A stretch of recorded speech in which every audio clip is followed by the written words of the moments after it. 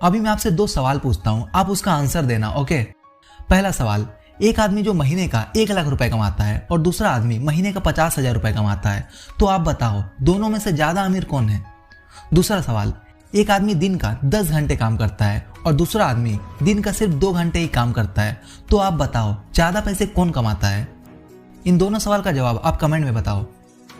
देखो, पहला जो सवाल था कि एक आदमी महीने का 1 लाख रुपए कमाता है और दूसरा आदमी महीने का 50,000 रुपए कमाता है, तो दोनों में से ज्यादा अमीर कौन है। तो इसका आंसर होगा कि यह मैटर नहीं करता कि कौन कितना कमाता है, मैटर यह करता है कि कौन कितना बचाता है। एक आदमी जो महीने का 1 लाख रुपए कमाता है, वो पूरे 1 लाख रुपए जरूरत की चीजों में, शौक की चीजों में उड़ा देता है, जिससे साल के लास्ट में उसके पास 1 भी रुपए नहीं बचते।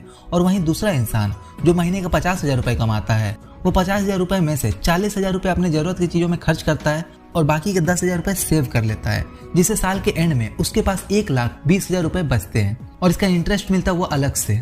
तो अब आप बताओ अमीर कौन है, 1 लाख रुपए कमाने वाला या 50,000 रुपए कमाने वाला। यह नॉर्मल सी चीजें हैं जिसे लोग नहीं समझ पाते। लोग बोलते हैं वह तो महीने का 80,000 रुपए कमाता है, 1 लाख रुपए कमाता है, वह कितना अमीर है, मैं तो बस महीने का 20,000 कमाता हूँ, 30,000 कमाता हूँ। यह ख्याल अपने दिमाग से निकाल दो।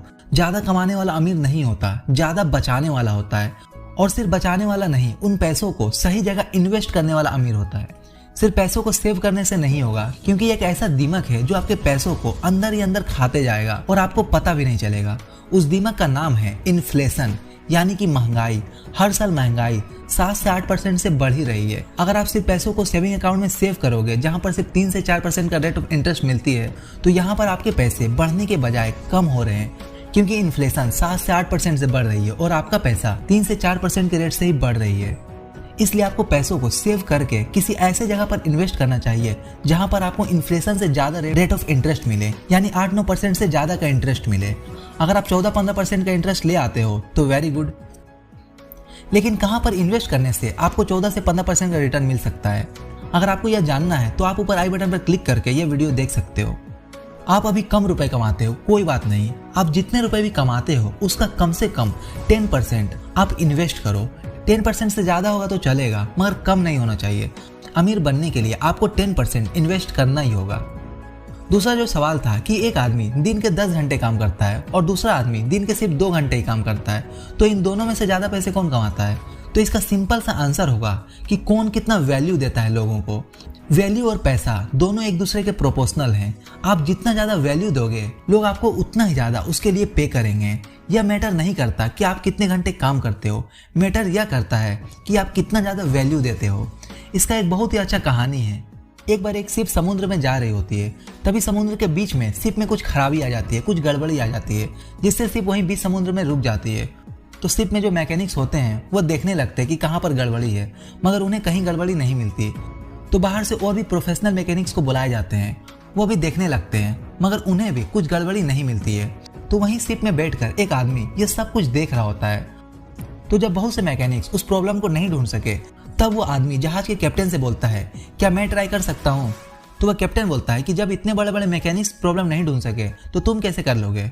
तो आदमी बोलता है, मुझे एक बार ट्राई तो करने दो। तो कैप्टन बोलता है, ठीक है, तुम भी ट्राई करके देख लो। फिर वो आदमी क्या करता है कि वह शिप को कई जगह छूता है, फिर बोलता है, आप मुझे एक हथौड़ी ला कर दो। तो उसे हथौड़ी ला कर देते हैं। वो आदमी हथौड़ी लेकर सिर्फ 4 से 5 बार शिप में जोर जोर से मारता है और बोलता है, हो गया, आप शिप को स्टार्ट करके देख सकते हो। किसी को यकीन नहीं था कि शिप स्टार्ट होगी, लेकिन जब कैप्टन ने शिप को स्टार्ट किया तो शिप स्टार्ट हो गया। फिर कैप्टन उस आदमी को बोलता है कि तुम इसे ठीक करने के कितने रुपए लोगे। तो वो आदमी सीधे बोलता है 1 लाख रुपए, जिसे सुनकर कैप्टन चौंक जाता है और बोलता है, बस इतना छोटा सा काम के लिए तुम इतने रुपए लोगे। तब वो आदमी बोलता है कि आप काम मत देखो कि काम छोटा है या बड़ा, आप वैल्यू देखो कि प्रॉब्लम को कोई ढूंढ नहीं पाया, जिसे मैंने ढूंढा और ठीक भी कर दिया, जिससे शिप स्टार्ट हो गई। तो आप भी कोई काम करो तो देखो कि उससे लोगों को क्या वैल्यू मिल रही है। आप जितना ज्यादा लोगों को वैल्यू दोगे, उतना ज्यादा आप कमाओगे। गधों की तरह काम नहीं करते रहना है। अगर आप सिर्फ 10 घंटे काम करोगे तब आप अमीर नहीं बन पाओगे, लेकिन अगर आप स्मार्टली वर्क करोगे तो आप अमीर जरूर बनोगे। अब जो मैं आपको ये 3 चीजें बताने वाला हूँ, ये समझ लो, अमीर बनने का फंडामेंटल है।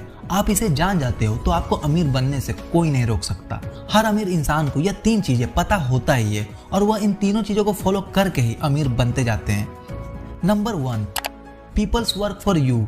जैसे माना आप बच्चों को ट्यूशन पढ़ाते हो, ट्यूशन देते हो, तो धीरे धीरे करके आपके पास बहुत सारे बच्चे आ जाते हैं। तो आप टीचर्स हायर कर सकते हो जो आपसे भी अच्छे पढ़ाते हो, आप उन्हें सैलरी पर रख सकते हो और आप अपना एक कोचिंग सेंटर खोल सकते हो। फिर उससे जो भी रेवेन्यू आए उन पैसों से आप और भी टीचर हायर करके मल्टीपल कोचिंग सेंटर खोल सकते हो। ऐसे ही करके आप बहुत सारे कोचिंग सेंटर ओपन कर सकते हो जिसमें लोग आपके लिए काम करेंगे, यानी टीचर्स पढ़ाएंगे और पैसे आपको मिलेंगे। आपको कुछ नहीं करना होगा। सभी बड़े बड़े बिजनेसमैन भी यही करते हैं। वो भी अपने से ज़्यादा पढ़े लिखे, अपने से ज़्यादा इंटेलिजेंट लोगों से काम करवाते हैं। जैसे सीए इंजीनियर्स, यह सभी बिजनेसमैन के अंडर काम करते हैं, इसके लिए उन्हें सैलरी मिलती है। ऐसे ही करके सभी बिजनेसमैन और भी ज़्यादा एम्प्लॉयज को अपने अंडर में काम कराते हैं, जिससे वो अमीर बनते जाते हैं। तो फर्स्ट आप समझ ही गए होंगे कि people's work for you. Second है सिस्टम वर्क फॉर यू। जैसे यूट्यूब वीडियो का ही एग्जांपल लेते हैं। जैसे आप अभी वीडियो देख रहे हो, तो जब जब इस वीडियो पर ऐड चलेगी तब तक यूट्यूब इसके लिए मुझे कुछ पे करेगा। बहुत सारे लोग जो वीडियोस बनाते हैं, जिनके वीडियोस पर अच्छा खासा ट्रैफिक आता है, तो जब उनके वीडियोस पर ऐड चलती है तो उन्हें अच्छा खासा रेवेन्यू मिलता है। वो एक बार वीडियो बनाकर अपलोड कर देते हैं और लोग उसे एक बार देखे, 2 बार देखे, जितने बार भी देखे, उस वीडियो पर ऐड चलती है और क्रिएटर्स कमाते हैं। यह हो गया सिस्टम, जिसमें सिस्टम आपके लिए काम कर रहा है। यह तो हो गया एक तरीका। ऐसे ही कई तरीके हैं जिसमें सिस्टम आपके लिए काम करेगा।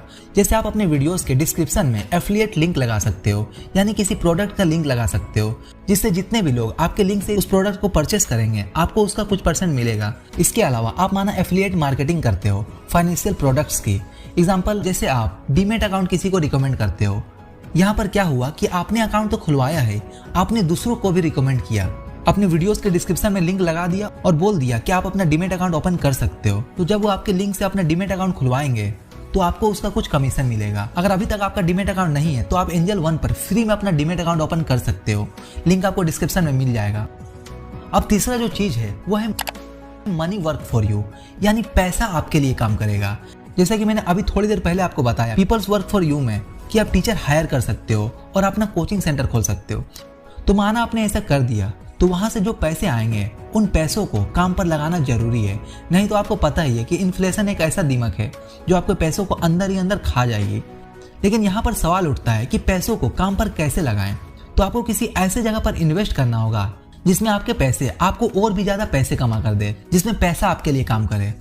अगर आपके पास इन्वेस्टिंग की ज्यादा नॉलेज नहीं है तो आप सिंपली पैसे म्यूचुअल फंड में इन्वेस्ट कर सकते हो। जैसे आप निफ्टी 50 इंडेक्स फंड में इन्वेस्ट कर सकते हो। निफ्टी 50 में भारत की 50 बड़ी और वेल एस्टेब्लिश कंपनी है। अगर आप इनमें इन्वेस्ट करते हो तो आपके पैसे कभी डूबेंगे नहीं, क्योंकि ऐसा थोड़ी होगा कि सारी कंपनियां डूब जाए, भारत की इकोनॉमी खत्म हो जाए। ऐसा तो कभी होगा नहीं। आपके पैसे इंडिया के इकोनॉमी के साथ ग्रो करेगी। जिस तरह से भारत की इकोनॉमी ग्रो करेगी उस तरीके से आपकी इन्वेस्टमेंट की भी वैल्यू बढ़ती जाएगी। निफ्टी 50 पिछले कुछ सालों में 15% से ग्रो हुआ ही है। 15% का रिटर्न एक डिसेंट रिटर्न माना जाता है। तो आप चाहो तो इसे कंसिडर कर सकते हो। तो आज आपने जो जो जाना उसे कभी मत भूलना और इस वीडियो को 2 लोगों में शेयर जरूर करना, ताकि हर उस इंसान तक यह वीडियो पहुंच सके जो फाइनेंशियली स्ट्रगल कर रहे हैं। तो उम्मीद करता हूं कि यह वीडियो आपको अच्छा लगा होगा। अगर वीडियो अच्छा लगा तो वीडियो को एक लाइक जरूर करना, और अगर आपने ग्रोथ वेग चैनल को सब्सक्राइब कर लिया है तो थैंक यू सो मच। लेकिन अभी तक आपने चैनल को सब्सक्राइब नहीं किया तो जल्दी से सब्सक्राइब कर लो और पास वाले बेल आइकन को दबाकर ऑल पर सिलेक्ट जरूर कर लेना, ताकि आपको ऐसे ही वीडियोस टाइम पर मिलती रहे। वीडियो देखने के लिए आपका दिल की गहराइयों से बहुत बहुत धन्यवाद। अगर जिंदगी में चाहिए ग्रोथ तो ग्रोथ वेग पर आओ हर रोज।